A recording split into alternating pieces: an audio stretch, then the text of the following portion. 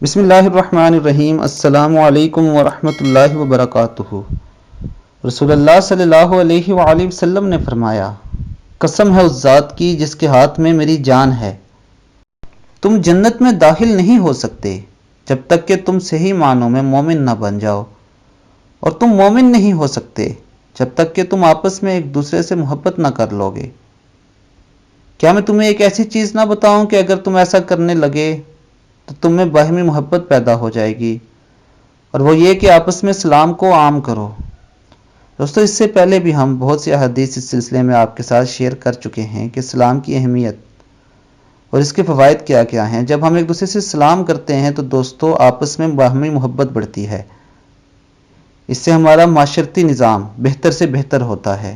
اور دوستو ایک اور جگہ نبی اکرم صلی اللہ علیہ وآلہ وسلم نے ارشاد فرمایا، جس کا مفہوم یہ ہے کہ قرب قیامت لوگ صرف ان لوگوں کو سلام کریں گے جنہیں وہ جانتے ہوں گے، یعنی خاص لوگوں کو سلام کریں گے۔ یہ قیامت کی نشانیوں میں سے ایک نشانی ہے۔ اس لیے دوستو میری آپ سے یہ گزارش ہے کہ جب بھی آپ کہیں سفر پر ہوں یا کہیں پر بھی ہوں، آپ کو کوئی شخص نظر آئے تو ہمیشہ سلام میں پہل کریں، چاہے آپ اسے جانتے ہوں یا نہ ہوں۔ اللہ تعالی ہمیں نبی اکرم صلی اللہ علیہ وآلہ وسلم کے فرمان پر عمل کرنے کی توفیق عطا فرمائے۔ السلام علیکم ورحمۃ اللہ وبرکاتہ۔